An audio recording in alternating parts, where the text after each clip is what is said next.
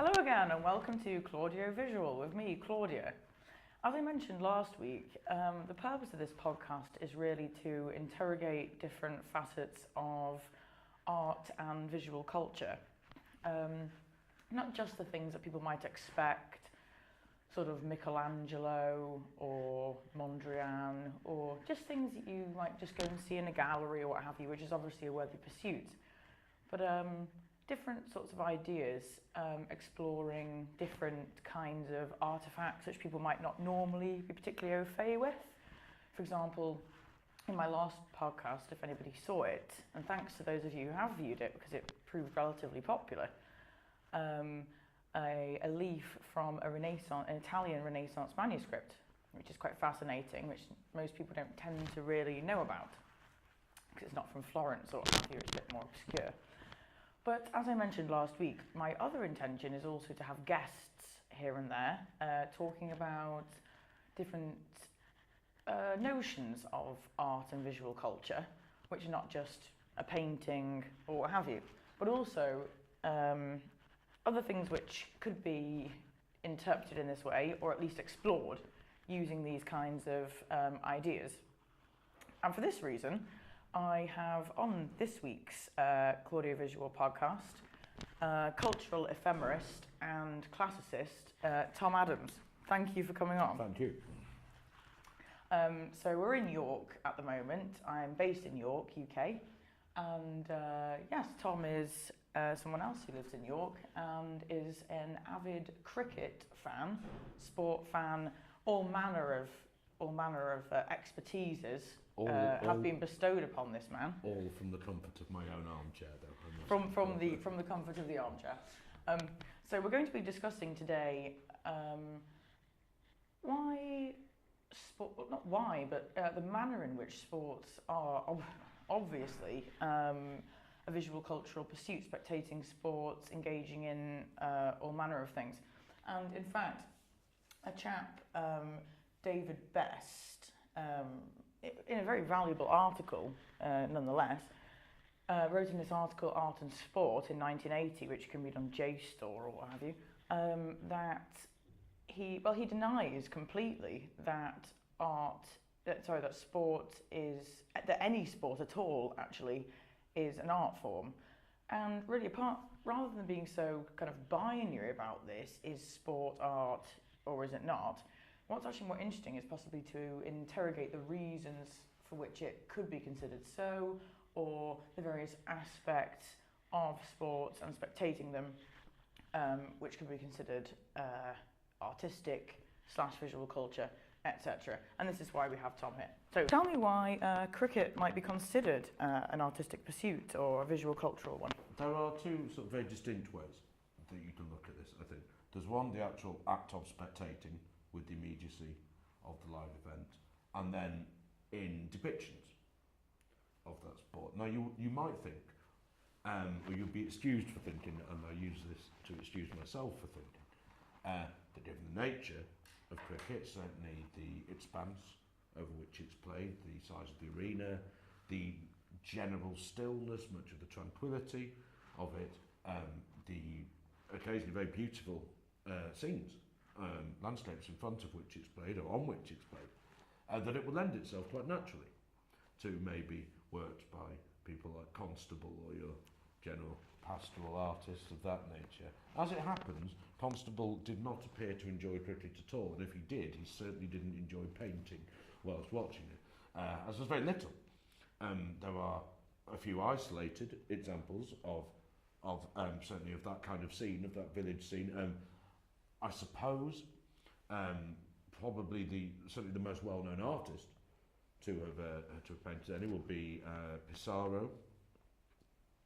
No avid cricket fan, it must be said, but he did whilst recuperating from a serious illness. I think brought on by soldiers using his some previous works as a doormat of sorts.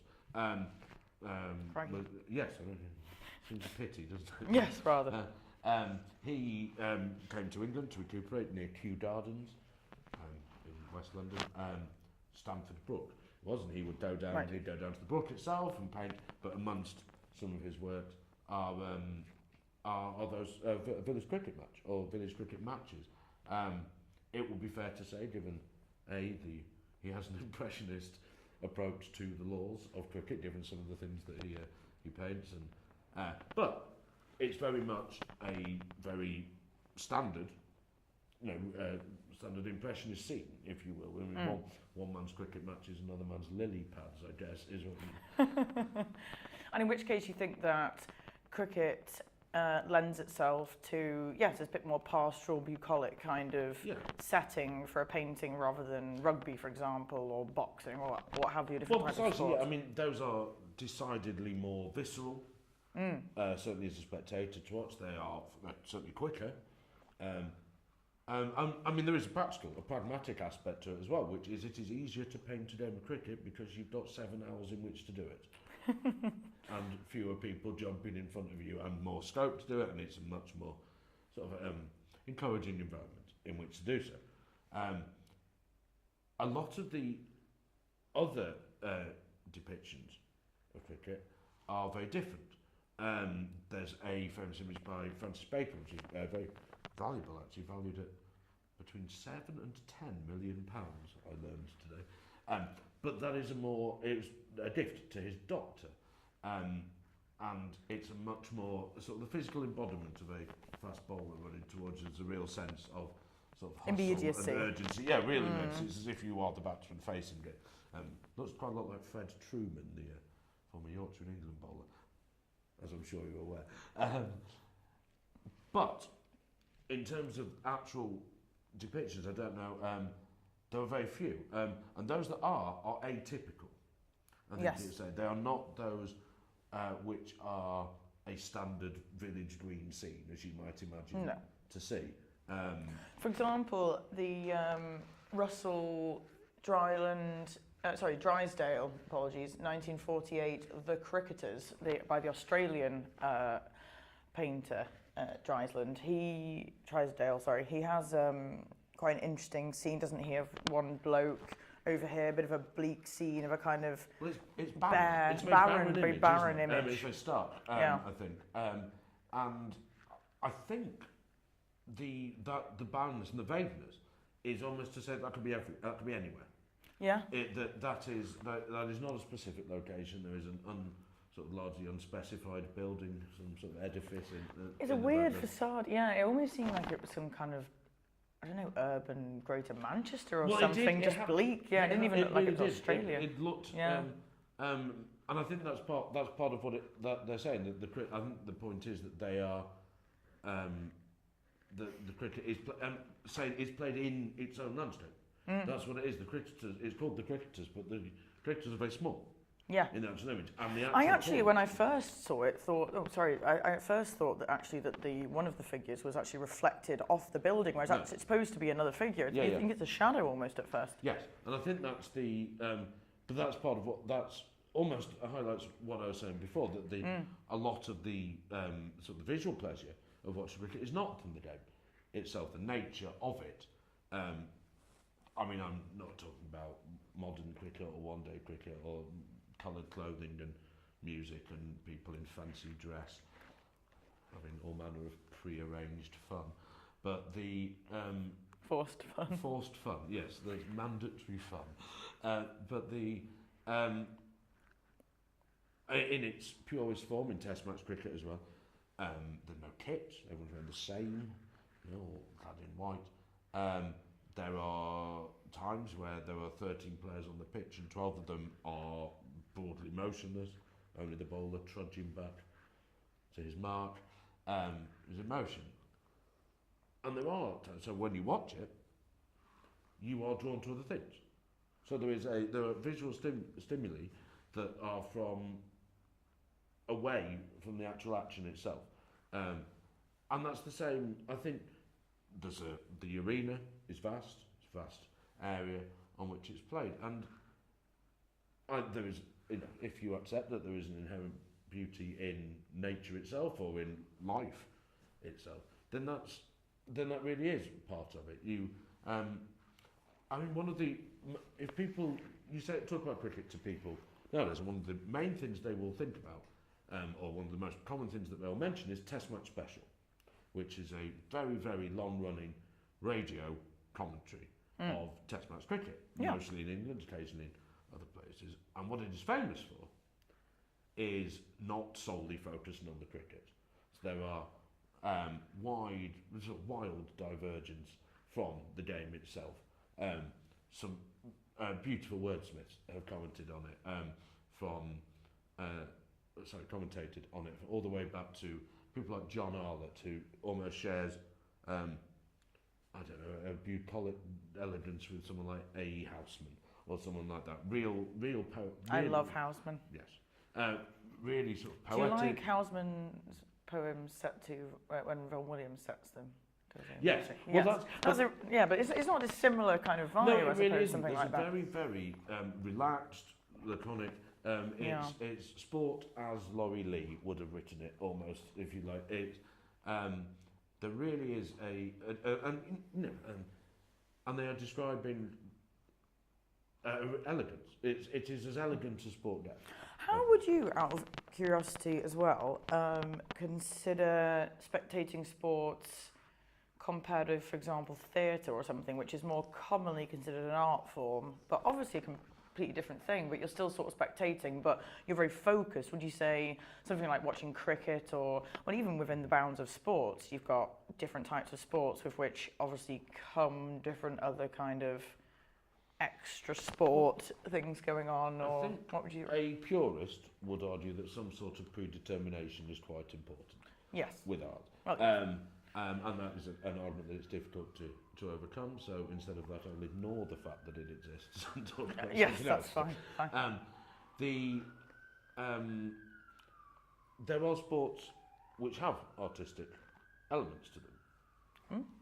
For example, gymnastics, or ice dance or skating. Even actual dance is now considered a sport. Okay, I am trained in ballet. I'll remind you. I'll remind you. But there is a predetermined element. These people work into routines. They're not just making it up as they go along. Yeah. So, I mean, there's that argument there, but there are sports with subjective criteria which are based on artistic elements. Yes. Which, I mean, it has to, at the very least, lie between the two. You can argue that they're neither art nor sport. You can argue that they're both. Whereas more off-the-cuff events, such as cricket, are not pre-planned, obviously, or they do involve planning, but they are fundamentally different in that regard. It isn't performance, but people they are performing acts of skill and not acts of elegance or acts of beauty. That there is some beauty in it, I would argue that an Ian Bell cover drive, which I'm sure is a familiar sight to you, very familiar, is the equal of in all fairness, though, I mean, you describe theatre, would you not, as something that's obviously been rehearsed and what have you, but it's not necessarily beauty. I mean, you can be playing all kinds of, all manner of character, but then that's a performance of a very different role, isn't it? I mean, it's a completely different thing. I imagine people would consider improv to be art. Some people. But they, but again, there is clear pre-planning and there is a readiness to perform, and it's not based on muscle memory as sport would be.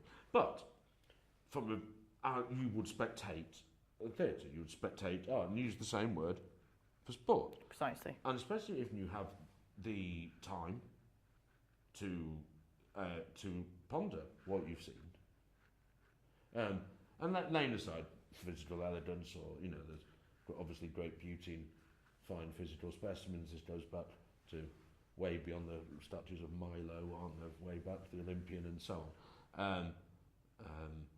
But obviously there is the two are similar. I mean, Sports Illustrated do an issue every year, which is which is of naked athletes, portrayed very much in this ancient tradition.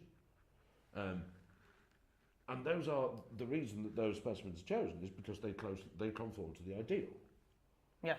And that is what the these kind of Vitruvian ideal. Well, precisely, yeah. And that is what these athletes are to people. Hildegard von Bingen actually created a bit of a prototype of the Vitruvian Man, which doesn't tend to be heeded, but that's obviously a tangent. So. I mean, the Vitruvian Man may have been barred from cricket for having too many arms. We must consider that's a real variety in his action. So just to move on from the kind of idea of sport as, obviously a visual cultural experience, and also ideas of sports being represented as on canvas or what have you. It might also be interesting to think about sort of very much a tangible kind of object and talk about perhaps the cricket ball or the cricket bat even as, obviously not necessarily, they're not produced for the idea of, okay, this is an artistic piece, but they're very much part of material culture, which is obviously what ClaudioVisual is trying to address here. It's just all kinds of ideas of visual culture and art. I mean, certainly as cultural relics, it's very important. I mean, they are not only do they have significance purely within the field, but also they are things which have been used. Like metaphorical field or the physical field? Both. They have, but they've been used by people. They're part of a very, very popular history, if you will, of and often of spheres of humanity that are not normally depicted in such things. Sport is not by exclusively, and certainly not cricket, but often a working class pursuit, and their hobbies and activities are not always those which are captured by these. So as historical elements, even the various, I don't know, even so far as manufacture of the ball, the equipment used and so on. It is illustrative of a time in human history, and it is, regardless. There is an age-old stereotype, I suppose, which is why sport and art tend not to be natural bedfellows. I think is that people who were good at school, good at sport, weren't good at art, and people who were good at art weren't good at sport. Were you good at either of them? I was moderate at sport and horrifically bad at art, to the point where I can't actually trace. I don't actually, my hand, it just doesn't, I can't make things look like That's okay, your hair is more of a, a cricket expert. Cultural ballast, yeah. So, how do you feel also about the 1993 NatWest semi-final? As a supporter, the semi-final was against quarter-final, apologies, the Warwickshire. Somerset at Taunton. Against Yorkshire, which is very important.